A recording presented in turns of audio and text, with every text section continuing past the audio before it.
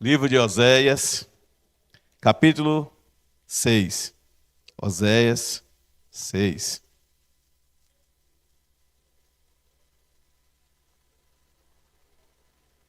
Versículo 3.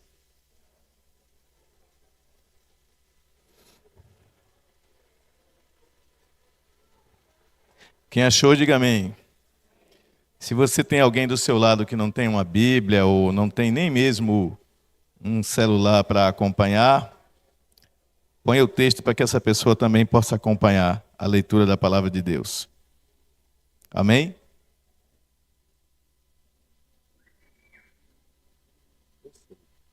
Nós vamos ler o texto, fique tranquila. Nós vamos ler o texto e depois eu vou chamar as crianças aqui.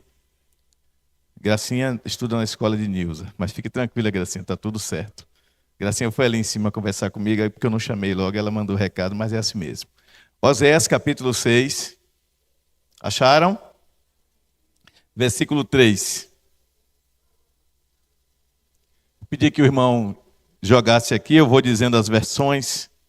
Primeiro, a versão que nós vamos jogar é a Almeida Revista Atualizada, que diz: conheçamos e prossigamos em conhecer ao Senhor. Como a alva, a sua vinda é certa, e ele descerá sobre nós como chuva serôdia que rega a terra. Pode dizer amém, igreja? A Bíblia King James diz: então conheceremos, se prosseguirmos em conhecer o Senhor. A sua saída está preparada como a manhã, e ele virá a nós como chuva serôdia e temporã que rega a terra. A NVI, que é a nova versão internacional, diz: conheçamos o Senhor e esforcemo-nos por conhecê-lo. Tão certo como nasce o sol, ele aparecerá, virá a nós como as chuvas do inverno, como as chuvas da primavera que regam a terra. E a Bíblia, na linguagem de hoje, diz: vamos nos dedicar mais e mais ao Senhor. Tão certo como nasce o sol, ele virá nos ajudar. Virá tão certamente como vêm as chuvas da primavera que regam a terra. Essa variedade de traduções é para ajudar na compreensão. Enquanto vocês assimilam isso, agora sim, pode vir, Gracinha. Parabéns a todos que se envolvem com esse ministério tão importante. Amém? Oséias era um profeta que tem uma história singular acerca dele. Oséias recebe uma ordem do Senhor para se casar com uma mulher de prostituição. Existe controvérsia se o que aconteceu com Oséias foi uma coisa figurada ou real, mas para mim parece bem claro que foi real. Uma mulher de prostituições que comete traições e que depois é restaurada pelo Senhor. E ali está figurado o que Deus pensa em relação a Israel. Um povo que declarava amar e pertencer e servir ao Senhor, mas que depois de um tempo já estabelecido na terra, eles começam a praticar idolatria, eles começam a praticar toda forma de imoralidade e eles se distanciam dos princípios do Senhor. O livro de Oséias nos convida a uma reflexão sobre qual é a nossa postura espiritual diante dos desafios do mundo, diante das coisas que o mundo nos oferece e nos propõe. Qual a nossa postura diante das tentações que vêm sobre nós, das portas de atalhos que se abrem para que caminhemos por caminhos tortuosos que levam facilmente ao prazer, ao aparente sucesso, à valorização aos olhos dos homens. O livro de Oséias é um livro que fala sobre ética cristã e fala sobre espiritualidade no sentido de intimidade relacional com o nosso Deus. Quando ele bota a figura da mulher de Oséias, ele traz uma relação matrimonial para simbolizar no futuro, ou seja, em nossa época, o que Paulo vai falar em Efésios capítulo 5, a partir do versículo 22, quando ele fala da união do homem com a mulher, ele faz um paralelo da relação de Cristo com a igreja. O livro de Oséias é um desafio à santidade. A pergunta primeira é: queremos viver, andar em santidade? Porque para isso precisa existir o querer. O que nos move nesta terra é o querer. Se você querer de fato fazer alguma coisa, esta alguma coisa não irá acontecer. Mas quando você de fato sai da condição de comodismo, de estar condicionado a um padrão de comportamento meramente religioso, para adotar uma postura de comportamento relacional espiritual com o seu Deus, isso muda tudo.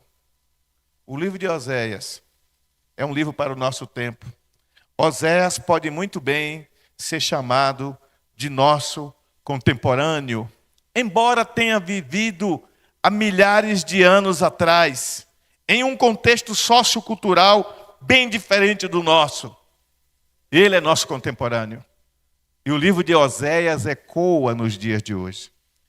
E eu escolhi hoje falar sobre, para quem gosta de anotar, a urgente necessidade de conhecermos mais e melhor a Deus. Pode repetir, igreja? Não basta só conhecer mais, é também conhecermos melhor. E o texto de Oséias, esse recorte desse texto maravilhoso de Oséias, que eu escolhi para ler hoje, é Oséias 6,3, ele diz: conheçamos. Mas aí ele mostra que não podemos estagnar, não podemos nos paralisar, nos conformar a um conhecimento limitado. Ele diz: conheçamos e prossigamos. A ideia de uma continuidade relacional. Quando um homem casa com uma mulher casa com um homem, eles pensam que se conhecem. Eles pensam que se conhecem. Principalmente quando o período de namoro e noivado foi longo. Principalmente quando eles dialogavam muito. Eu e minha esposa, nós conversávamos muito, conversávamos sobre tudo, até sobre sexualidade. Casamos virgens, mas conversávamos sobre sexo, porque íamos casar. O que concordávamos, o que não concordávamos, o que achávamos que era bíblico, o que achávamos que não era bíblico. E nisso nós fomos nos preparando para o casamento, porque já estávamos noivos, há meses de nos casarmos. Mas mesmo depois de casados, já se passaram 35 anos, eu ainda estou conhecendo a Nilza e Nilza está conhecendo a mim. E uma das coisas que nós não podemos abdicar dentro de uma relação conjugal é a compreensão de que o outro é tão humano quanto eu.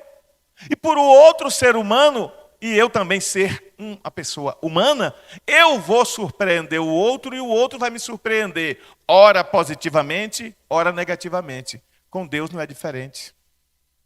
A única diferença na nossa relação com Deus é que Deus nunca vai nos surpreender negativamente. Dele só vem bondade. Amém? Mas nós, com certeza, vamos algumas vezes surpreender a Deus tomando atitudes, tomando decisões, andando por caminhos que não convêm. E por que isso? Porque estamos em construção. Somos seres espirituais em construção. Ainda não somos a plenitude daquilo que Deus quer. O apóstolo Paulo, escrevendo aos Efésios, vai dizer que todos nós cristãos precisamos crescer até chegarmos à estatura de varão perfeito, à plena varonilidade em Cristo Jesus. Então significa que o meu filho, Pedro Felipe, eu peguei esse menino no colo, na maternidade Mater Dei, em Feira de Santana, primeira vez que eu vi meu filho, eu peguei, Nilza disse: pegue seu filho, e eu todo com medo de pegar naquela coisa pequenininha e tão frágil, mas eu disse: obrigado, Deus, ele é teu, e eu ofereci meu filho ao Senhor na primeira vez que tive em minhas mãos. Felipe foi consagrado a Deus, foi ali no hospital mesmo. Ele era do Senhor desde o ventre, mas eu, como autoridade espiritual, eu entreguei ele ao Senhor. Felipe fez a mesma coisa com Bento. Bentinho está com 4 anos, está entrando naquela fase de: e o que é isso? Oh meu Deus, tenha misericórdia de nós. É a melhor fase da vida da criança, em que ele quer saber tudo, o que é, como é que fez, como é que funciona. E também entrou na idade de brincar com a gente, de tirar onda com a gente. Hoje ele estava assistindo o jogo do Corinthians com o pai, E ele disse à mãe que ele queria um WhatsApp. Aí a mãe fez um grupo e botou a família. E ele disse, aqui é o seu WhatsApp. Então ele acha que o grupo dele é o WhatsApp dele. Tem lá escrito Bento, tem a foto dele, e a gente vai lá e comenta. Aí ele foi tirar onda com o outro avô, porque o goleiro do Corinthians tem o mesmo nome do pai de Vitória, Hugo Souza. Aí ele, vovô, você agora é goleiro do Corinthians? E começou a tirar onda com o avô. Claro que tem o dedo da mãe, do pai por ali, mas eu acho interessante este lado de humor da criança que vai crescendo num ambiente sadio, aprende a se relacionar com seus familiares, com seus amigos próximos. No caso da igreja, como isso é importante, educar um filho dentro da igreja, aprendendo a ter um relacionamento saudável. Sim, amados, saudável, porque por mais problemas que nós tenhamos dentro da igreja, ainda é um lugar mais saudável do que qualquer outro espaço no mundo. Porque aqui nós somos regidos pelos princípios da palavra. Então, como por exemplo, um menino foi malvado com o outro, deu um tapa, bateu, a gente, Jesus não gosta disso. A palavra de Deus não ensina. Vai pedir perdão, ele vai, desculpa. Desculpa, Jesus, porque eu bati em meu amiguinho. E você está ensinando princípios aos seus filhos. Então, a ideia do conhecimento, ela não é apenas cronológica. Cronológico tem a ver com tempo e espaço. 1 mês, 2 meses, 1 semana, 1 ano. Tempo e espaço. Ela tem a ver também com um ato contínuo espiritual da relação. Assim como eu conheço o Nilson um pouco melhor do que eu conhecia há 35 anos atrás, aliás, 38, quando eu a conheci ali em Cabo Sul, ela também me conhece. E nessa caminhada de 38 anos, eu vi coisas em Nilson que eu não gostei, ela viu coisas em mim que não gostou, mas nem por isso desistimos de caminhar juntos. Como você que é casado, você que é filho, não fugiu de casa e largou seus pais, porque os seus pais tomaram uma atitude que você não gostou. Você não abandonou a sua casa porque você teve uma discussão com o seu irmão de sangue, ou com sua irmã, e você achou que a atitude dos seus pais foi injusta com você. Nós vamos nos fortalecendo e vamos amadurecendo na caminhada. Diga comigo, é na caminhada que conhecemos o outro e nos reconhecemos nele. Isso é forte. Nos reconhecemos nele significa que eu vejo a humanidade dele e eu vejo a minha própria humanidade. Eu vejo as falhas dele e quando eu tenho um coração e mente abertos, eu vejo a minha própria falha. Com Deus não é diferente. Quanto mais profundo é o meu relacionamento, mais de Deus eu conheço. Então eu coloquei alguns tópicos aqui para compartilhar com vocês, para uma reflexão, para que nós nos tornemos mais íntimos de Deus. O mundo, meus queridos, ele está passando por transformações tremendas. A inteligência artificial, por exemplo, chegou para ficar. E ela vai fazer com que muitas pessoas mudem a maneira de entender as coisas. Porque muitas pessoas hoje só querem procurar o ChatGPT e outros aplicativos de inteligência artificial para resolver as suas coisas. Tem até gente preparando sermões pela inteligência artificial. E ainda tem a cara de pau de chegar no púlpito e dizer assim, demorei muito tempo esta semana, irmãos, meditando na palavra. Se fosse como na época de Ananias e Safira, ia morrer um bocado de gente no púlpito. Felizmente que não é. Eu lembro que eu fui visitar um pastor uma vez, quando eu era estudante. Eu me hospedei na casa dele. E ele me botou para pregar de manhã na escola dominical. E de noite pregou ele. Estávamos passeando, ele me mostrando a cidade. Ele era meu amigo. E quando foi de noite, o culto era 7 horas. Quando foi mais ou menos umas 6h20, ele, rapaz, eu não preparei o sermão. Ele teve a semana toda. Eu disse, e aí, o que é que você vai fazer? Ele disse, espera aí, entra aqui comigo. Aí pegou a máquina de datilografia, botou uma folha de papel, abriu um comentário bíblico, foi lendo tudo que tinha no comentário bíblico, arrumou bonitinho, chegou lá e pregou, ainda teve a cara de pau de dizer, enquanto eu estava preparando essa mensagem, e eu olhando para a cara dele, eu só estou falando porque ele já morreu, né? Não está mais aqui entre nós. E eu não disse também de onde é. Então, muitas vezes a gente está vendo pessoas vivendo uma relação artificializada. Tão artificializada quanto a inteligência artificial o faz. Que a inteligência artificial, ela bebe na fonte de tudo que já foi publicado, de tudo que teve acesso a ela teve acesso, e a partir dali ela elabora em cima de um algoritmo, de um programa, o que parece mais lógico para ela. Por exemplo, você bota lá no ChatGPT e você diz que você quer uma palestra sobre alimentos saudáveis, alimentação saudável. Então ela vai pegar tudo que é importante, ela vai fazer um esboço, ela vai botar comentários, ela vai botar referências e você está com a sua palestra pronta. Aí você vai e apresenta a palestra. Aí vem uma pessoa que não adotou essa é a estratégia do ChatGPT ou de qualquer outra forma de programa de inteligência artificial, mas a pessoa tem uma coisa que o ChatGPT não tem, ela tem experiência de vida. E ela chega e começa a falar daquilo que ela viveu, daquilo que ela viu, daquilo que ela ouviu, daquilo que ela experimentou. Ela começa a falar dos seus fracassos, ela começa a falar dos seus êxitos, ela começa a falar de sua resiliência, que é a capacidade de dar a volta por cima. E sabe o que é que vai acontecer? As pessoas desse segundo grupo, elas vão tocar o coração das pessoas porque elas estão falando de algo vivencial. Tem professor com medo do ChatGPT, que daqui a uns anos não vai precisar de professor mais, vai aparecer um bonequinho lá bonitinho. Olá, eu sou a sua instrutora, tarará, tarará, hoje nós vamos estudar matemática. Aí você faz a pergunta, aí capta a tua voz, aí a inteligência artificial vai te dar a resposta. Estamos caminhando para isso. Algumas profissões estão sob ameaça. E as pessoas estão com medo disso tudo. Deveriam ter muito mais medo do artificialismo das relações espirituais que estamos estabelecendo. Primeiro com Deus, segundo com o nosso próximo e terceiro com nós mesmos. Esses 3 níveis da relação. A relação com Deus é essencial para conhecermos o coração de Deus. A relação com o outro para compreendermos o outro. E a relação consigo mesmo, aquele momento a sós com Deus, íntimo e pessoal, para você descobrir em que áreas você precisa mudar. O artificialismo da vida espiritual está produzindo uma religiosidade hipócrita. Me desculpem o uso dessa palavra. Uma religiosidade de aparência, em que a pessoa, aos olhos de todos, é a pessoa mais pura, mais santa e mais perfeita. Mas longe dos olhos conhecidos, ela revela a essência da hipocrisia de quem ela realmente é. Você pensa que Deus não está vendo? Você pensa que Deus não te conhece? Deus te conhece, Deus sabe de tudo. E Deus não quer que você seja assim. Deus quer que você o busque de todo o seu coração, porque Ele quer derramar da chuva da sua bênção, da chuva da sua unção, da chuva da sua presença sobre a sua vida. E o texto fala de 2 tipos de chuvas, a chuva temporã e a chuva serôdia. O que é a chuva serôdia e a chuva temporã? Por isso que eu li em várias versões para ficar claro. A chuva serôdia e temporã é o seguinte, a temporã é a chuva que vem antes da época das chuvas. Ela é temporã. Ela veio fora do tempo. Não é época de chuva ainda. Essa chuva já chegou, é a chuva inesperada. A chuva serôdia é a chuva que vem depois da época das chuvas. Já passou a época da chuva. De onde é que veio essa chuva? Deus está prometendo, sabe o quê? Que quando você menos esperar, seja antes ou depois, Ele vai derramar chuvas sobre a sua vida. Chuvas de bênção, chuva de unção, chuva de manifestação do seu poder, chuva de manifestação da sua glória, chuva de manifestação da sua presença.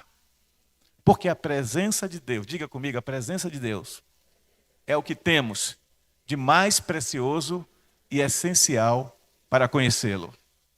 A palavra do Senhor diz no livro de Êxodo que Deus se irou com o povo de Israel por causa da idolatria, adorando o bezerro de ouro. Aí a palavra do Senhor diz que Deus chegou para Moisés e disse, Moisés, diga para esse povo. Ele nem chamou mais de meu povo, olha só, era meu povo. Ele disse, diga para esse povo, que eu vou levá-los à Terra Santa. A minha nuvem, gente, era para cobrir o povo de dia, para o sol não castigar, viu? A minha nuvem, que simbolizava também a presença de Deus, irá convosco. De noite a tocha acesa, para que iluminasse o caminho, para não tropeçar em pedra, para não ser picado por serpentes e escorpiões que havia no deserto. De noite a minha tocha irá com vocês. A tocha simboliza a luz. Por isso que Jesus vai dizer que Ele é a luz do mundo. E aquele que anda nele, na presença dele, não tropeça com o pé em pedra. E as pedras simbolizam os obstáculos desta vida. Ele disse, a minha nuvem irá convosco, a minha tocha irá convosco.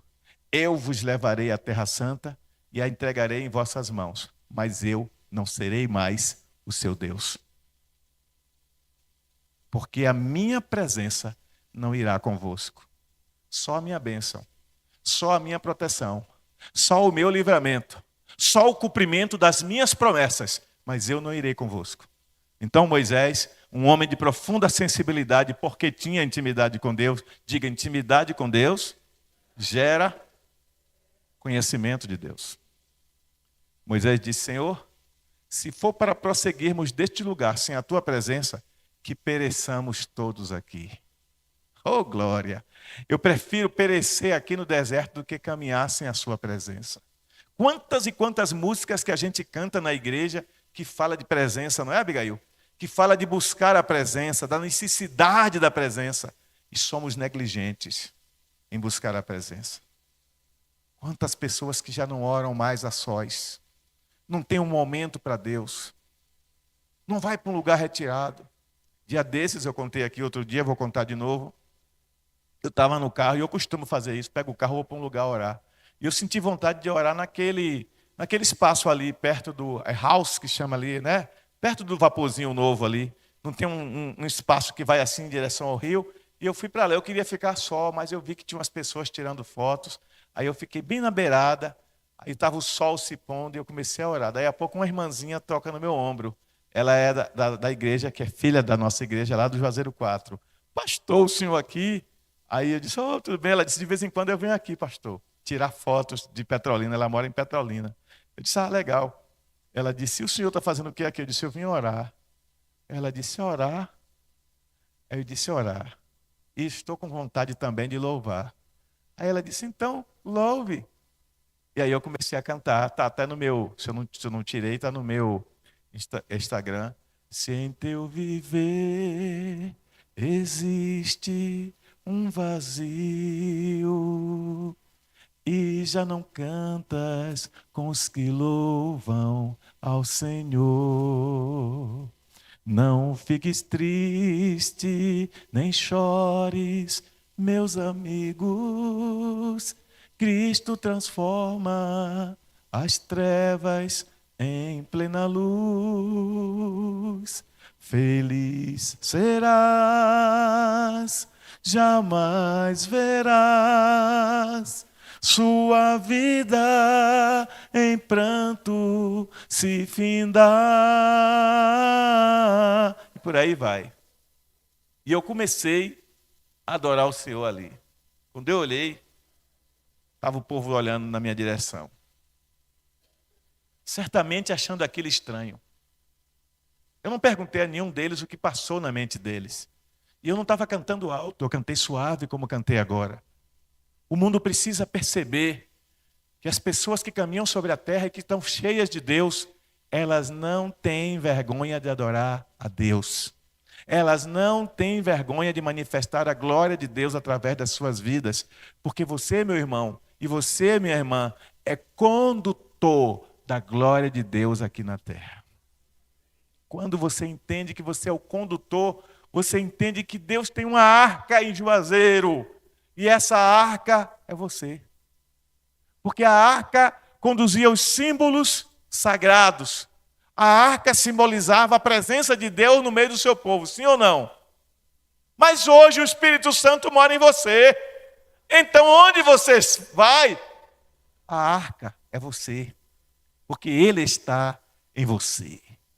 A arca manifestava a glória da presença de Deus. A arca era sinal da santidade. Onde você está presente, no seu trabalho, na sua faculdade, na sua escola, na sua família, na sua vizinhança, a arca é você e Deus quer manifestar a sua glória através da sua vida. Entendendo isso, precisamos entender, paralelo a isso, em continuidade a isso, que temos que conhecer mais desse Deus, que quer derramar da sua chuva serôdia e temporã sobre nós. Mas por que Ele quer derramar dessa chuva de glória, dessa chuva de graça, dessa chuva de presença? Para que possamos transbordar na vida dos que estão com sede.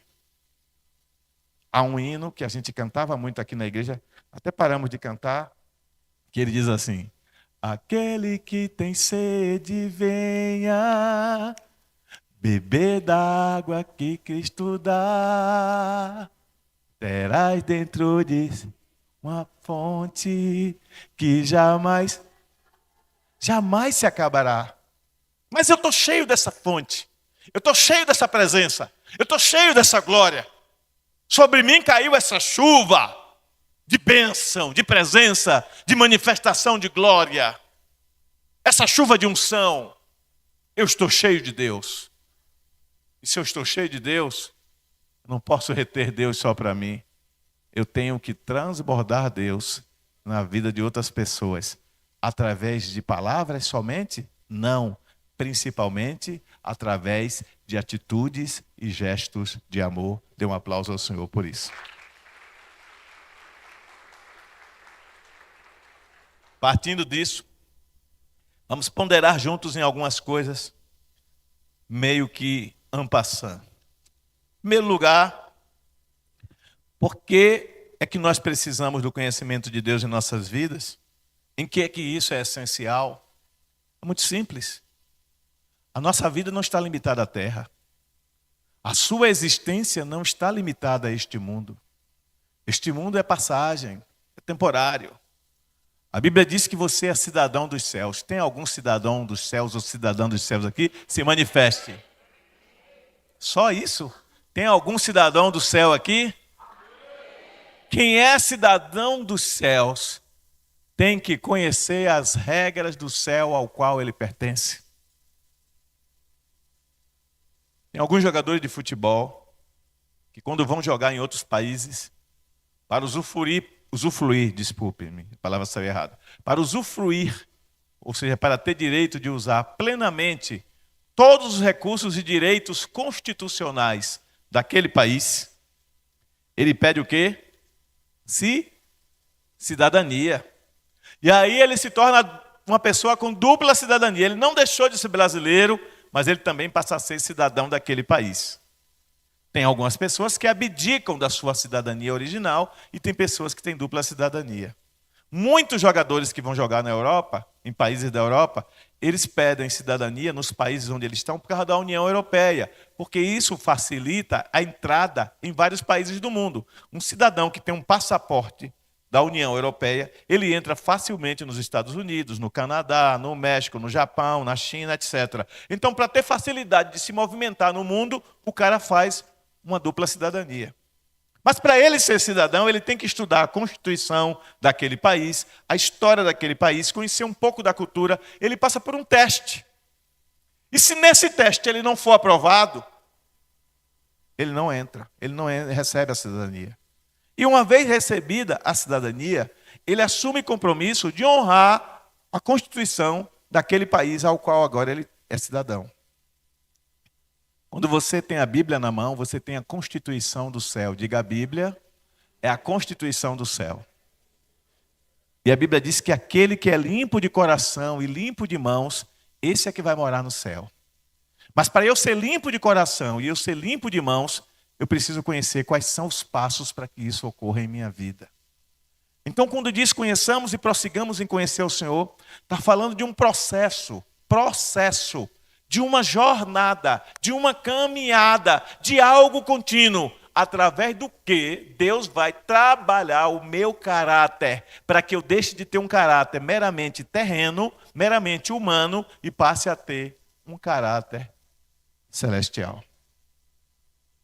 A Bíblia diz que carne nem sangue não é do reino dos céus. Então os céus não são herdados pelos princípios humanos. Os céus são herdados pelos princípios espirituais. E o primeiro e absoluto princípio é o princípio da submissão total à autoridade de Deus sobre a nossa vida. Eu sou regido pelo Espírito Santo na revelação da palavra de Deus. Eu tenho que andar em obediência. Porque só anda em obediência quem tem submissão. E o que a gente vê hoje é muita contestação, muita contextualização, muita interpretação, muita adaptação. Viram as músicas que as crianças cantaram? Ficar é bíblico? Respondam. Mas está cheio de crente ficando. Fica escondido do pastor, fica escondido do pai, fica escondido da mãe.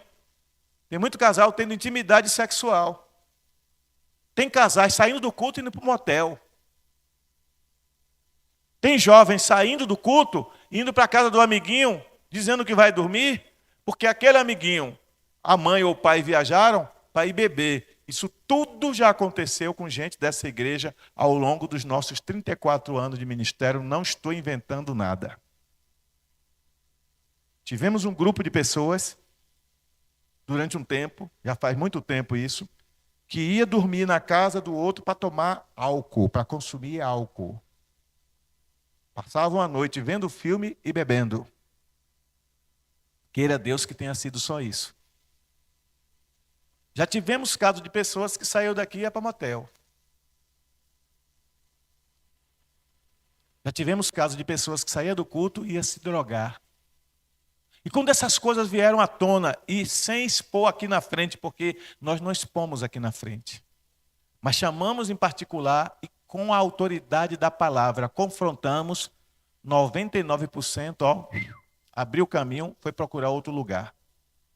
Aí muitas igrejas recebem as pessoas sem saber quem elas são, como elas são, por que elas saíram de onde estavam, por que elas estão indo para ali, e essas pessoas chegam sem mudança de vida, sem mudança de comportamento, sem mudança de atitude, sem renovação e transformação espiritual, a mesma mentalidade ainda escrava. É por isso que nós temos que primeiro conhecer as pessoas antes de termos espaço para elas. Principalmente as pessoas que estão principiando na fé. Isso é um respeito a elas e um respeito a nós mesmos, mas sobretudo um respeito a Deus. E quando nós olhamos com este olhar de responsabilidade espiritual, nós nos tornamos mais primorosos e cuidadosos no modo como agimos. E ainda assim, diga comigo, ainda assim, cometemos erros. Eu sou pai de um único filho, Pedro Felipe. E quantas vezes eu tive que disciplinar Felipe, está de castigo, fica aqui, não vai sair, não vai jogar videogame, não vai brincar, só vai para a igreja. O único lugar é igreja e escola. Não vai para lugar nenhum mais. Porque ele tinha alguma atitude que era rebelde, que era de desrespeito para comigo, para com a mãe dele, para com uma outra pessoa. E eu ensinei meu filho sem ser grosseiro, sem ser bruto com ele. E ele se tornou um homem de verdade, para a glória de Deus. E hoje eu vejo Felipe agir igual com Bento.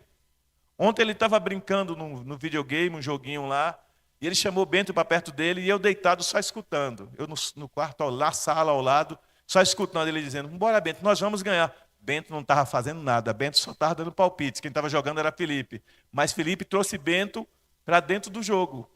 Era um joguinho infantil. E ele disse, bora Bento, a gente vai ganhar. Aí tinha uma hora lá que tinha que escolher uma opção, não me lembro bem se era A ou B, e ele escolheu errado, de propósito.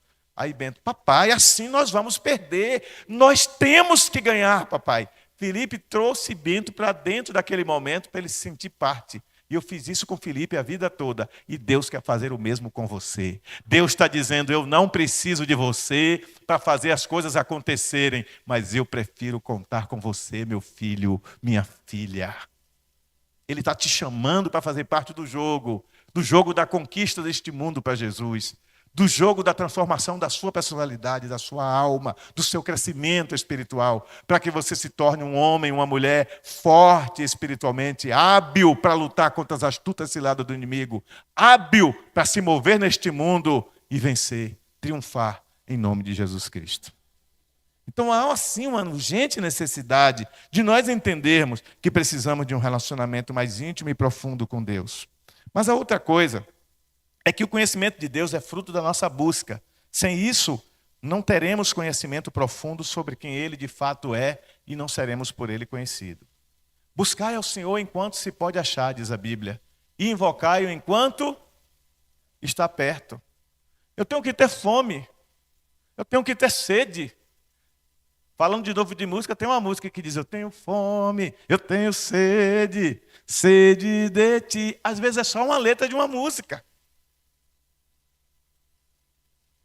Eu tenho que crer em Deus de todo o meu coração, de todo o meu entendimento, de toda a minha alma, de toda a minha força, de toda a estrutura do meu ser. Eu tenho que estar 100% presente quando se trata de Deus.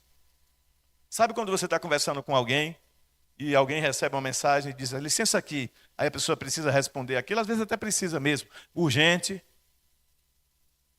Eu estava conversando com uma pessoa ontem e Nilza mandou uma mensagem, está onde? E eu disse, ela pode estar precisando de mim. Estou em tal lugar, assim, assim. Respondi, voltei ao assunto. Porque se tratava de Nilza, talvez uma outra pessoa dissesse, espere. E o que acontece? Você não está 100% presente. Ou então eu estou na sala assistindo um jogo do Vitória perdendo para o Grêmio de 2-0. Ou o Bahia perdendo de 1-0 para o Corinthians. Em casa. Hoje nem Bahia pode zombar do Vitória, nem Vitória pode zombar do Bahia. Eu estou assistindo o jogo, aí Nilza entra na sala. Quem é homem e gosta de futebol sabe o que eu estou falando aqui agora. Imagina o Palmeiras está lá jogando, hein, Maciel, né? Aí Tati entra na sala, Maciel, não sei o que, não sei o que, não sei o que. Na hora que tem aquele lance, aí você faz assim, ela diz, futebol é mais importante do que eu, né? Aí você, não, meu amor, você é importante. Você é importante. Ela está aqui, ó. Você é importante. Gol! Por quê? Porque o camarada está dividindo a atenção dele. Mas quando se trata de Deus, você tem que estar 100% presente. Você não pode dividir. O seu momento com Deus tem que ser exclusivamente seu e dele, para que ele manifeste a plenitude, diga plenitude, do que ele quer. Então tem que ter a busca. E a busca é fruto de quê? Do interesse que vem com a consciência da necessidade. Você tem um filho pequeno, um bebê. Você leva ao médico, pediatra. O pediatra diz, olha, seu filho tem que tomar um remédio durante 30 dias, ele está com a infecção assim, assim, assim. Está repreendido, né? E ele precisa tomar esse remédio por 30 dias, uma vez por dia. Mas esse remédio, eu acho que aqui na região é difícil, acho que você vai ter que comprar fora. Você pega o carro, você roda todas as farmácias de Juazeiro e Petrolina, porque você quer ver seu filho curado, sim ou não? Quando você rodou todas as farmácias, aí um camarada de uma farmácia diz, espera aí que eu vou ligar aqui para a nossa loja. Nós temos uma filial em Casa Nova, que fica a uns 80 quilômetros daqui. Eu vou ligar para lá. O cara diz, olha, tem um aqui, sobrou uma caixa.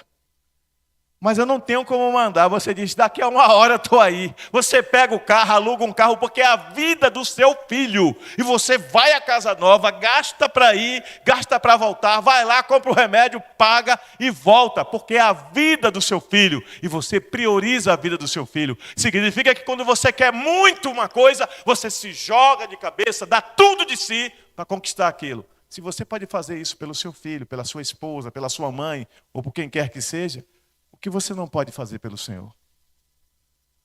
Se Ele realmente for prioridade na sua vida. Levei manhã ao médico, essa semana. Aí quando chegou lá, o médico examinou e disse, olha, isso aqui não é comigo não. Agora imagine, a bichinha esperou, não sei quantos dias por essa consulta. Quando chega lá, disse, essa não é a minha área não, não é a minha especialidade não. Tem que procurar tal especialidade. Aqui no hospital tem um que atende, eu não sei se vai ter vaga. Aí lá vai eu com manhinha, a bichinha se arrastando, sentou na cadeira e disse, moça, o médico disse que não é com ele não, que é com outra especialidade. Que dia o doutor fulano está aqui? Ela disse, ele está aqui hoje. Ele está aqui hoje, tá, mas ele está cheio de pacientes, só se sua mãe esperar. Ficamos lá até de noite, eu e manhinha. Eu nem almocei, fiquei lá com minha mãe. Por que eu fiquei lá sentado com minha mãe até de noite e nem almocei? É minha mãe. Qualquer um aqui faria a mesma coisa, sim ou não? Aí quando terminou tudo, ele passou 6 remédios para minha mãe. Aí já era escuro, já de noite. Eu disse, mãe, vamos levar a senhora, está cansada, levar a senhora para casa. Amanhã de manhã eu vou comprar. Chegou no outro dia, eu rodei várias farmácias fazendo orçamento. Os remédios da minha mãe deu R$264 na primeira farmácia.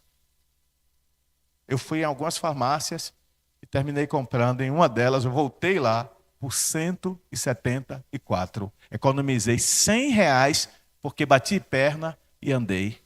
Por que eu me empenhei? É minha mãe e também meu bolso, né? Quando você realmente se joga em algo, se interessa por algo, você dá o melhor de si, sim ou não? Ora, se eu posso fazer isso pela minha mãe, por que eu não faço muito mais ainda por Deus? A gente vai a um estádio assistir uma partida de futebol que dura 45 vezes 2, né? 2 tempos de 45, 90 minutos. Às vezes, com as prorrogações, vai a 100 minutos. Ou seja, 1h40, no mínimo, só de bola rolando. Fora o tempo que você chegou antes, o tempo que você erra para sair, você vai mais de 2 horas ali naquele estádio. E você sai feliz, porque é o seu time. Ou uma mulher que está passando em frente de uma loja e está escrita aquela palavra mágica que os maridos odeiam, as mulheres amam: promoção. Quando o marido está andando com a mulher, que ele enxerga promoção na frente de uma loja, ele diz: oh, olha para ali, olha para ali, olha para aquilo ali. Aí até ela passar pela palavra promoção. Essa palavra é terrível, é inimiga dos homens. Mas aí a mulher entra na loja que tem promoção. E tem lá 500 itens na promoção. E ela vai olhar todos os 500, viu? Se for mulher, vai olhar os 500. Pode ser que só leve um, mas vai olhar os 500. Nem que seja para contar para as amigas. É verdade ou não é, mulheres? Mulher tem umas toalhas ali, você não faz nem ideia. E tem mulher que vai além, ela não precisa. Mas ela compra porque está na promoção. Vai que ela precisa dar um presente para alguém. A minha é desse jeito. Vai que precisa dar um presente de aniversário para alguém, vou deixar aqui guardado, né? Aí já não me preocupo. Mas por que uma pessoa é atraída por coisas que despertam interesse?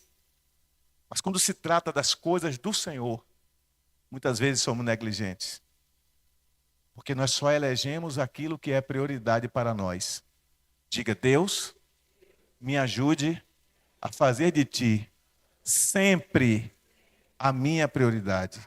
Quem concorda com isso, dê um aplauso ao Senhor.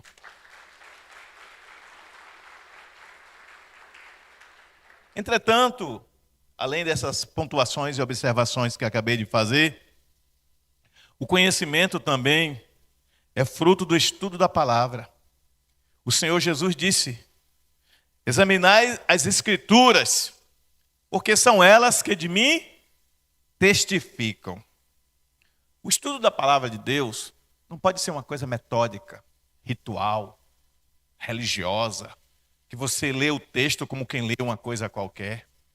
Você tem que absorver a palavra de Deus com tremor e temor, entendendo que essas palavras que estão escritas aqui são só palavras, mas quando você olha para elas com vida, com um olhar de vida, com um olhar de fé, com um olhar de esperança, elas se tornam um instrumento de transformação para ti. Então, o olhar que eu lanço sobre a Bíblia determina o impacto que a palavra revelada tem sobre mim. Muitas pessoas estão lendo a Bíblia metodicamente. Estão lendo a Bíblia dentro de uma dimensão racional, humana. E não estão lendo a Bíblia entendendo que é o Espírito Santo que está falando. Por que o Espírito Santo? Se isso aqui quem escreveu foi homens. Foram homens, sim. Cerca de 40 homens diferentes escreveram a Bíblia. Os 66 livros da Bíblia foram escritos por cerca de 40 homens diferentes. E durou entre 1.500 a 1.600 anos para a Bíblia ficar completa, de Gênesis a Apocalipse. Do primeiro livro escrito por Moisés, Gênesis, ao último livro, o Apocalipse, escrito por João, lá no final do primeiro século da igreja. João escreveu o Apocalipse no primeiro século da igreja. E Moisés escreveu o primeiro livro, Gênesis, 1.500 anos antes. Entre um e outro, 15 séculos. Para a Bíblia ficar completa, levou 15 séculos. 1.500 anos. 40 homens foram movimentados para escrever a Bíblia. Que tem livro que foi escrito pelo mesmo autor, 2, 3 livros. Lucas, por exemplo, escreveu o Evangelho de Lucas, escreveu Atos, Paulo escreveu várias epístolas. Então, 40 homens aproximadamente foram usados para escrever a Bíblia. Cerca de 1.500, 1.600 anos, 66 livros, mas nenhum deles escreveu de si mesmo. Eles escreveram pela revelação do Espírito Santo. Na teologia nós temos um termo que nós usamos, vocês vão aprender agora, chama-se theopneustos, que theo em grego quer dizer Deus. Então, theopneusto é o termo em teologia usado para se referir a algo que Deus revelou ao homem para que fosse escrito e revelado aos outros homens. Então, o fenômeno do theopneustos não era um fenômeno assim, eu estou escrevendo como Chico Xavier, como o pessoal diz, recebeu a mensagem, botou a mão no rosto e foi lá escrevendo. Não. Eles falavam normalmente como a gente fala. Mas o Espírito Santo vinha sobre eles e usava a vida destes homens para comunicar a revelação de Deus a outros homens. E o curioso é como Deus escolheu esses homens. Deus usou um homem sábio como Isaías. Para quem não sabe, Isaías era um homem erudito. O que quer dizer erudito? Mais do que culto. Não tem a pessoa culta? A pessoa que está acima de um homem culto, um homem que tem grande, vasto conhecimento. Isaías era esse tipo de homem, de vasta cultura. Os estudiosos do hebraico, que conhecem o hebraico profundamente, dizem que o livro de Isaías é um dos livros escritos com um dos hebraicos mais rebuscados, mais bem escrito. É como se alguém dissesse que alguém escreve com um português muito perfeito, muito lindo. Mas tinha também os camaradas que não sabiam nem falar direito, como o profeta Amós, que na linguagem de hoje falava errado. Mas Deus usou Amós e Deus usou Isaías. Deus usou Pedro, que era pescador, e usou Paulo, que era um intelectual. Porque Deus usa quem Ele quer, quando Ele quer e como Ele quer. E Deus quer usar você. Vira para a pessoa do seu lado e diga: Deus quer usar você. Nos dias de hoje, você pode ser boca de Deus. Mas para eu ser boca de Deus, eu preciso conhecer a revelação da palavra. Quando o Espírito Santo diz: quando fores levado à presença dos homens, não tenha medo no que há de dizer, porque Ele mesmo, o Espírito Santo, vos fará lembrar de toda a palavra. Mas para eu lembrar, meu querido amigo das gostosuras do gordinho, para eu lembrar, eu tenho que ter armazenado, sim ou não? Então como é que eu vou ter armazenado se eu não leio a Bíblia? Eu não vou mandar ninguém levantar a mão, que eu não quero envergonhar ninguém. Mas tem crentes que passam a semana toda sem pegar na Bíblia. Só pega no dia de vir para o culto. E tem deles que nem pega mais, que dizem: não, eu tenho a Bíblia no celular. Aí no celular faz joguinhos, no celular bate papo com os amigos e a família no WhatsApp, no celular vê notícias, no celular assiste futebol, assiste filme, etc. Nada disso é pecado. Mas esquece do principal: alimentar o seu espírito com a palavra de Deus. O que custa separar um tempo para ler a palavra e se alimentar dela. A Bíblia diz a respeito de si mesma, no Salmo 1, que bem-aventurado é o homem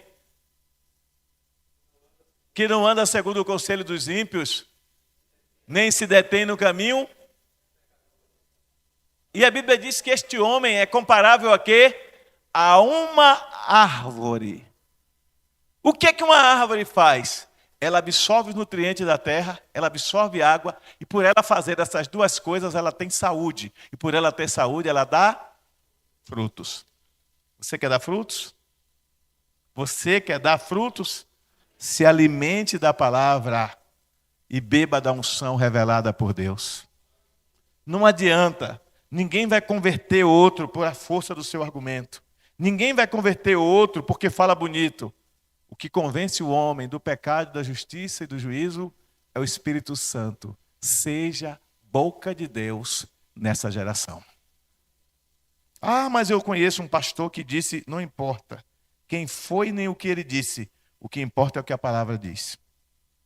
E a palavra diz que você tem que se alimentar da palavra todo dia, separar um tempo para leitura, separar um tempo para oração, para que Deus te dê o discernimento, que é o entendimento claro do que Ele quer dizer através daquilo. E esse entendimento ele não é adquirido através de estudos virtuais, ou de alguém impondo a mão e transferindo unção. Eu botei a mão na cabeça do rapaz e transferi minha unção para ele. Ô glória, agora eu estou cheio da unção. A unção é fruto da busca diária e contínua. Diga, diária e contínua. Vida de intimidade com o Espírito é que gera o derramar contínuo da unção, que nada mais é do que a manifestação do poder de Deus na sua vida, para Ele te usar na vida de outras pessoas. Penúltimo lugar, o conhecimento de Deus produz mudança de mentalidade que gera novos resultados e mudança de comportamento. Mudança de mentalidade que gera novos resultados e mudança de comportamento. O povo de Israel estava no Egito. Eles eram escravos no Egito, diga escravos. Mas quando eles entraram no Egito, eles não eram escravos, eles eram convidados. José era o governante do Egito, e o povo de Israel estava em Canaã, passando fome. Então José mandou buscar seu pai, seus irmãos e a família deles, as famílias deles. E entraram, diz a Bíblia, 66 almas, 66 pessoas. Esse era o poderoso povo de Israel, 66 pessoas. Como José no Egito casou e teve 2 filhos, Efraim e Manassés, alguns textos vão falar que o povo de Israel era formado por 70 pessoas, porque 66 mais 4, 70. Que um dia eu vi um camarada questionando isso. Como é que falam em 70 pessoas se só entraram 66? Ô, Bocoió, é porque José casou, contou a mulher dele, contou os filhos. Tem gente que fica procurando coisinha, né, para contestar. Outro dia me perguntaram, quem foi a mulher de Caim? Eu disse, a Bíblia só contava os homens. Deve ser uma das irmãs dele. E podia, eu digo, no começo podia, meu irmão, mas agora não pode. Tem gente que fica procurando coisinhas para perder tempo com coisas que não vai edificar em nada a sua vida. Então esse povo de Israel entrou como convidado. 430 anos depois, José não tinha nem as caveiras mais, já tinham esquecido de José e o povo virou escravo. E não era mais 66, era mais de 2 milhões de pessoas.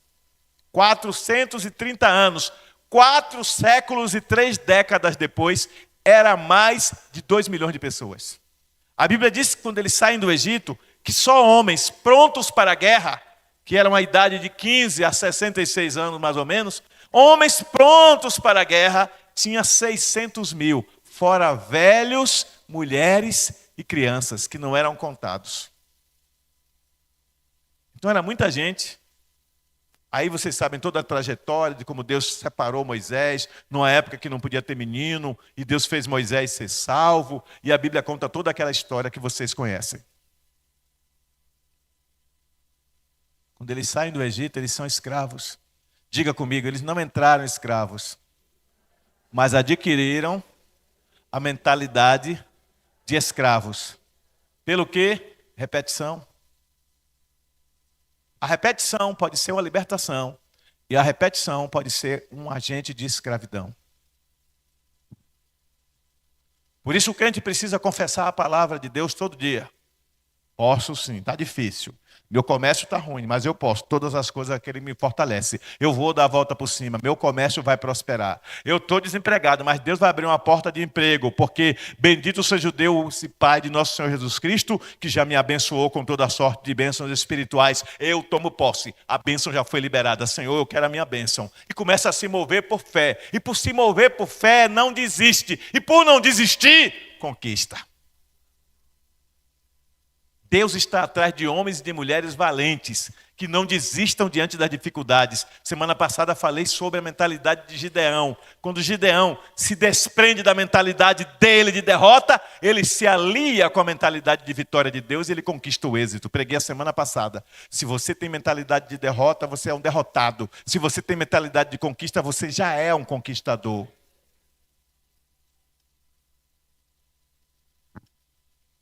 Um conhecido meu, eu não tenho permissão legal para dizer o nome, lançou a candidatura dele a vereador. Aí, um conhecido líder disse assim, você não vai para lugar nenhum, porque você é bonzinho demais e honesto demais, e gente assim não vai para lugar nenhum.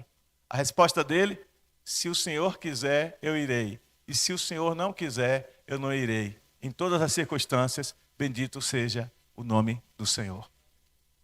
Você, qualquer coisa que queira fazer na vida, vai receber críticas. Qualquer coisa que queira fazer na vida, vai ter gente dizendo, não vai dar certo, não vai dar certo. E vai ter dizendo, vai em frente, vai em frente. Mas todos os dois, às vezes, movidos por a visão humana. Você não é movido pela visão de quem te incentiva e nem é movido pela visão de quem te desestimula. Você é movido por aquilo que Deus diz. E Deus diz, vai nesta tua força. Ele manda segurar na mão dele, confiar nele e se mover por fé. O que é se mover por fé? É entender que ainda que o resultado final daquilo que você intenta fazer não seja o que você planejou, será o que Deus viu que é o melhor para você. O camarada é solteiro, chegou uma moça nova na igreja, muito bonita, solteira, ele olhou e disse, vai ser minha esposa. Vai ser minha esposa. Ele se aproxima dela, ele cria amizade, ele chama para ir ali no bode aqui, comer um bode, ele chama para ir na pizzaria, ele cria laços com ela, mas ele não sabe que ela está gostando de um outro que nem saiu do lugar. Que não moveu uma palha. Aconteceu comigo. Um que não fez esforço nenhum, ela olhou e é esse. Mas aí na caminhada, ela descobre que aquele bonitão com quem ela está se relacionando, que ela está gostando, não é o que Deus planejou para ela. E aquele outro que não é tão bonito, só depois de 35 anos vai melhorar, é o que Deus preparou para ela. E eu estou falando sério. Isso não vale só para a relação homem e mulher, não. Isso vale para tudo na vida. José entra no Egito, também preguei sobre isso dias atrás, quando eu falei sobre o poder de um sonho. José, quando entra no Egito, ele entra como escravo. Olha que coisa incrível. José entra como escravo, mas ele não tinha mentalidade de escravo. José se torna o governante do Egito, porque a mentalidade de escravo nunca entrou em José. Por fora ele tinha algemas, por fora ele tinha escravidão, mas na alma ele era livre. Conhecimento de Deus gera libertação de mente, e libertação de mente gera uma mentalidade de conquista, uma mentalidade de vitória, uma mentalidade de êxito, uma mentalidade que se opõe ao fracasso. E Deus está te chamando para ter uma mentalidade segundo a palavra dEle. Mude a sua mentalidade. Tem gente que já vai fazer um concurso achando que não vai passar. Já vai para uma entrevista de emprego achando que vai dar errado. Mude a mentalidade. Aprenda a se mover no sobrenatural. Senhor, eu estou indo ali tentar um novo emprego. Eu estou indo ali para uma entrevista de emprego, Senhor. Vai adiante de mim, vai abrindo as portas. Tu sabes que o teu servo precisa de emprego. Mas se tu veres de algum modo que ali não é o meu lugar, fecha a porta. Eu confio no Senhor. E a porta que o Senhor abre, ninguém fecha. E a que o Senhor fecha, ninguém abre. Eu sou teu servo e eu me movo segundo o teu espírito.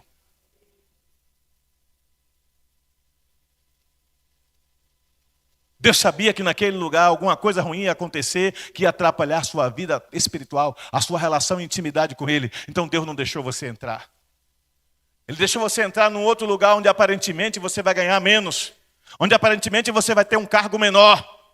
José entra como escravo na casa de Potifar, e Deus permite ele aprender tudo sobre como a elite, que Potifar era da elite do Egito, e ela aprende tudo que a elite que governava Israel fazia. Depois ele é acusado de tentativa de estupro, sendo que ele não fez isso, e ele vai para a prisão injustamente, e ele aprende tudo que a malandragem de rua fazia, convivendo com os presos da prisão. Deus estava trabalhando a alma dele para ser um governante, e quando chega a hora, Deus dá a ele o dom da interpretação de sonho, e o faraó o coloca como governante do Egito. Ele já sabe toda a malandragem, ele sabe como bloquear as elites corruptas e a malandragem de rua. Ele se torna um homem inteligente, porque Deus estava preparando ele. Deus está preparando você nessa geração para ser um homem próspero, uma mulher próspera, uma pessoa vitoriosa. Você não sabe os segredos, os mistérios das coisas grandiosas e importantes que Deus tem para fazer em sua vida e através dela. Seus filhos serão prósperos. Seus netos serão mais prósperos ainda. Porque a semeadura da tua geração vai dar frutos lá na frente. Quando José morre, pouco antes ele declara que um dia Deus levantará um profeta que libertará o povo. Ele já anteviu a escravidão. Quando ele morre, o povo ainda era livre, mas Deus permitiu ele antever a escravidão. Mas ele disse: não tenha medo, se levantará dentre vós, pelas mãos do Senhor, um libertador. Ele falava de Moisés. Moisés se levanta, liberta o povo. Quando chega na terra prometida, Deus diz: entra e possui. Moisés cria estratégia de guerra que aprendeu no Egito, abandona a visão de Deus e momentaneamente volta a ser Moisés, filho da filha de Faraó. E aí vem um relatório: os homens são gigantes, e ele diz: não podemos vencê-los. E por duvidar da promessa de Deus, 40 anos de deserto. E aí Deus diz: quando morrer esta geração incrédula, os que são pequenos crescerem, eu entrarei e possuirei a terra com aqueles que têm mentalidade de conquista. Deus não conquista com homens e mulheres de mentalidade escrava e fracassada. Deus só conquista com quem tem mentalidade de conquista. Nelson Mandela tinha origem evangélica. Se desviou dos propósitos, se envolveu com terrorismo, e até entendo o lado dele, porque os negros estavam sofrendo na África do Sul, morrendo, sendo assassinados. 95% da população do país era de negros, 5% brancos, hoje são 8% de brancos. Matavam negros como quem mata cachorro na rua, pegaram em armas, foram para o extremo. Isso é justificável? Não. Mas às vezes essas coisas acontecem pelo desespero. Mandela é preso, acusado de terrorismo, passa 27 anos na prisão, 29 por aí. Nesse tempo que Mandela é preso, ele busca Deus, ele muda a mentalidade dele. E ele conta em uma das entrevistas que ele deu, que ele decidiu, quando ele saiu da prisão, que ele ia tentar ser presidente do país dele, a África do Sul, mas que ele não ia mais pegar em armas, ele não ia mais estimular a violência, ele ia tentar pacificar o país. Quando ele governou o país, ele unificou brancos e negros. Ele conseguiu fazer uma mudança tremenda na história da África do Sul, que é hoje um dos países mais importantes da África, graças à maneira como ele conduziu aquela nação. Ele teve que mudar a mentalidade, e ele mudou a mentalidade quando ele se voltou para Deus. E Deus colocou no caminho dele um bispo chamado Desmond Tutu, que influenciou a mente dele. A palavra de Deus muda a mente do homem. Esse Desmond Tutu pegou a Bíblia num discurso diante de 2 milhões de pessoas, e ele disse assim, presta atenção, isso está na internet, no YouTube. Ele disse assim: quando os europeus chegaram na África, nós tínhamos a terra. E os europeus tinham esse livro da capa preta. Então, eles nos deram o livro da capa preta, que era a Bíblia, e ele era crente. E nos ensinaram a orar de olhos fechados. Quando nós abrimos os olhos, só tínhamos o livro da capa preta, porque a terra era deles. E então ele disse, sem pegar em armas e sem derramar sangue, nós vamos usar os princípios desse livro da capa preta para tomar a terra que é nossa de volta. Existem 2 tipos de revolução. Aquela humana, que é baseada na força do homem, e aquela que é espiritual, baseada na nossa convicção do mover espiritual de Deus em nós. Nós vamos mudar a cara da nossa cidade.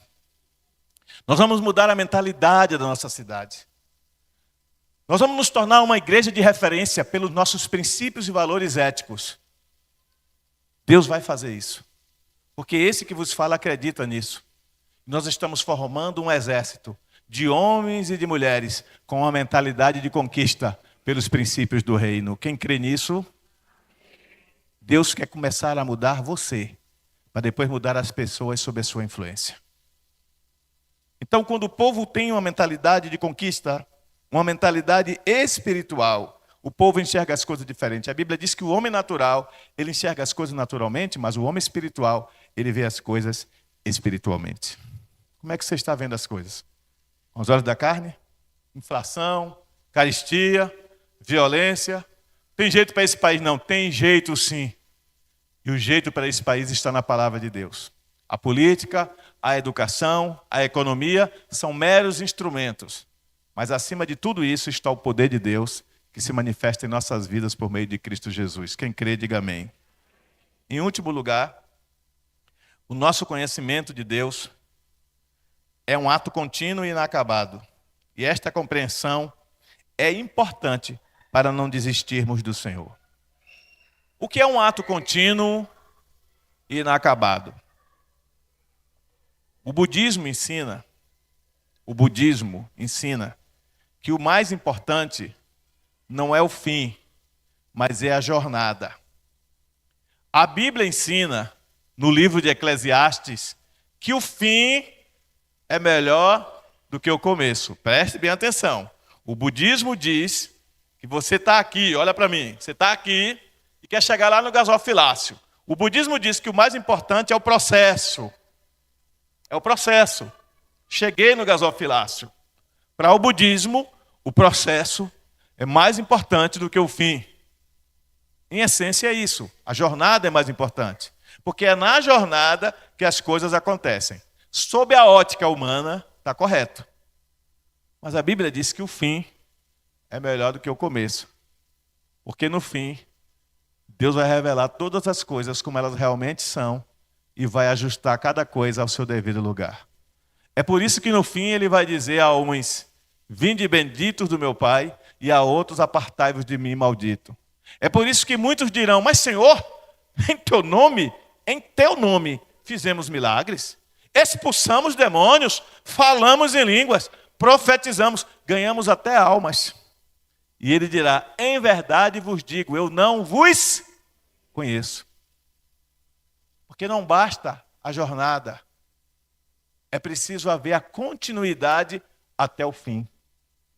Se o meu Deus ainda não é o meu Deus, eu tenho que adotá-lo como meu Deus até o fim. Porque o fim, na verdade, não é um fim. Diga comigo, o fim, na Bíblia, é um novo começo. No livro de Apocalipse está escrito, que olhou do céu e viu a nova Jerusalém, que descia ataviada como noiva ao encontro do seu noivo. E ele disse que eis que faço nova, diz o Senhor, todas as coisas. O que é nova ali no Apocalipse? Nova é uma palavra que em português significa algo inusitado. O que é isso? Algo que nunca existiu igual. Quando o Senhor diz, eis que faço nova todas as coisas, no original, Ele está dizendo que Ele vai fazer uma coisa nova, diferente de tudo que já existiu. Ele vai gerar uma nova concepção de humanidade, que transcende a existência carnal, porque você e eu vamos ganhar um novo corpo para vivermos na presença do Senhor. Em Tessalonicenses capítulo 4, de 13 a 18, ele diz, nós os que estivermos vivos, quando da vinda do Senhor, seremos transformados. A palavra metamorfose, que significa uma transformação. A lagarta que vira borboleta, um ser que vira outro diferente. Então Deus vai nos transcender, vai nos levar a um nível de espiritualidade muito maior do que já imaginamos. Nós não vamos poder habitar esse corpo, porque esse nível de espiritualidade e o lugar para onde vamos não comporta o corpo humano que foi feito para a terra. Então Ele vai nos dar um novo corpo. E os mortos? Ele diz que os mortos ressuscitarão em um novo corpo. Por quê? Porque a essência do homem não é o corpo, a essência do homem é o seu espírito. E o espírito dorme no Senhor quando o homem morre para ser ressuscitado no último dia. Então o que é que eu tenho que zelar mais? Tenho que cuidar do meu corpo? Sim, porque ele é templo do Espírito Santo e a Bíblia manda. Tenho que cuidar das minhas emoções também, mas eu tenho que, sobretudo, zelar, proteger e cuidar da minha espiritualidade, porque é com ela que eu tenho intimidade com Deus e é com a minha espiritualidade que eu vou ressuscitar no último dia para a glória eterna. Mas o que acontece? Estou terminando. O que acontece? As pessoas vivem amarguradas. As pessoas vivem tristes. As pessoas vivem desalentadas, sem esperança, sem alegria, sem prazer, sem motivação, sem propósito, sem vida. Muitos vêm à igreja por hábito, outros para não ser criticado, de vez em quando aparece, outros porque não apareceu uma programação melhor. Por isso que muitos vivem de igreja em igreja atrás de programação especial. Olha, na igreja tal hoje tem um cantor não sei quem, na igreja não sei o que, hoje vai ter não sei o que, eu vou para lá, porque a alma dessa pessoa precisa de um algo a mais, de um up, algo a mais para se motivar, porque o simples fato de vir à igreja adorar o Senhor já não é suficiente.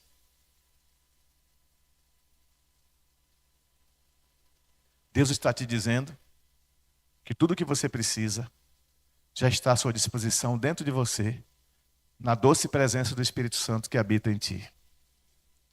Ele só quer que você busque conhecê-lo e exercitar a intimidade com ele. O meu desejo sincero é que esta noite você saia daqui com uma pergunta na cabeça. O que é que eu preciso fazer para conhecer mais a Deus? O escritor do livro de Hebreus, que não sabemos quem foi, eu acho que foi Paulo ou Pedro, mas não temos certeza. O escritor do Hebreus escreveu a epístola aos Hebreus para trazer os hebreus que criam em Deus, em Jeová, à convicção de que Jesus era o Messias, Jesus era o Cristo. O objetivo de Hebreus é convencer os hebreus, os judeus, de que Jesus é o Cristo. E da importância de Jesus na construção dessa nova relação com o Pai. Quando ele vai dizer que hoje, pelo nome de Jesus, temos acesso ao Santo dos Santos. Talvez para muitos de nós não tenha uma relevância muito grande, mas para o judeu tem, porque o judeu sabia que o Santo dos Santos era o lugar sagrado. Vamos imaginar que é onde vocês estão, era o pátio. Aqui onde eu estou, era o santo. No santo só ficavam os sacerdotes, os levitas. Mas tinha uma cortina gigantesca separando um lugar sagrado onde ficava a Arca da Aliança, símbolo da presença de Deus no meio do seu povo. Lá estavam os símbolos sagrados e só entrava naquele lugar o Santo dos Santos, o sacerdote que comandava os outros sacerdotes, chamado de sumo sacerdote. Ele entrava uma vez por ano para fazer um sacrifício pelos seus pecados e por todo o povo de Israel na face da terra. Mas não era pelo pecado presente, não, era pelo pecado do ano que estava findando, do pecado passado. No outro ano ele tinha que fazer outro sacrifício. Quando Jesus morre, se cumpre o que João Batista disse: o Cordeiro de Deus tira o pecado do mundo. Olha que revelação do conhecimento de Deus. E a Bíblia diz que o véu, que era uma cortina super grossa e super pesada, rasgou de cima para baixo, porque quem rasgou foi Deus. E abriu, e tudo que era oculto, que os homens não podiam ver, só o sumo sacerdote, uma vez por ano, foi aberto, e todo mundo pode ver. Aí o escritor de Hebreus vai dizer que agora nós temos intimidade com o Pai pelo santo nome de Jesus. Aí você vai ver que a revelação de Deus foi progressiva, de Adão até João no Apocalipse, ela foi progressiva. Você chega no livro de Ezequiel e você lê em Ezequiel 18 dizendo: nunca mais se dirá em Israel, os pais comeram uvas verdes e os dentes dos filhos embotaram. Quer dizer, o pai come a uva verde e quem fica com aquele azedume é o dente do filho. Ou seja, nunca mais o pecado do pai vai se dizer que recaiu sobre o filho. Isso quer dizer que mudou a doutrina? Não, mudou a compreensão. Sempre foi assim, mas a compreensão dos homens era errada. Quando Davi está tocando harpa para Saul, a Bíblia diz que um espírito mau da parte de Deus atormentava Saul. Não existe espírito mau da parte de Deus, mas a compreensão que eles tinham de Deus naquele momento era esta. Então o conheçamos e prossigamos ao Senhor tem a ver com o fato de que quanto maior é a sua intimidade, quanto maior é o seu mergulho na presença do Senhor, mais de Deus você vai saber. Então Ele quer que nós conheçamos como Ele de fato é. Para em conhecendo como Ele de fato é, conhecermos a sua vontade. E em conhecendo a sua vontade, nos tornemos aquilo que Ele planejou para cada um de nós. Quem é Deus para você? Qual é a vontade de Deus para a sua vida? Eu encerro com algumas falas que eu deixo para reflexão, principalmente de quem está assistindo. Conhecer a Deus para você é uma pergunta retórica, o que eu vou fazer aqui. É uma necessidade? Se não é, faça com que seja. Conhecer a Deus para você é urgente? Se não é, transforme em urgência. Conhecer a Deus para você é essencial? É fundamental para você ser feliz? Se não é, faça com que seja. Conhecer a Deus, gente, é a única forma para escaparmos do espírito de orgulho e de engano que já opera neste mundo. Há um espírito de orgulho religioso operando nas igrejas. Que o Espírito Santo ajude vocês a discernir isso. Tem crente se sentindo melhor do que outros, pela igreja que está, pelas coisas que faz no ministério. Recentemente eu soube de uma pessoa que já foi nossa, que está em uma determinada igreja, que teria dito: agora sim eu estou numa igreja de verdade, agora sim eu estou vendo a manifestação do poder de Deus, agora sim eu tenho intimidade com Deus, agora sim eu sei o que é ser igreja. Quer dizer que essa pessoa se converteu aqui e ela não aprendeu nada. Isso é orgulho espiritual. E todo crente que começa a se exaltar e ficar orgulhoso, ele está a um passo da queda. Seja humilde e busque a cada dia conhecer mais o Senhor. Como disse Oséias, conheçamos e prossigamos, continuemos em conhecer ao Senhor.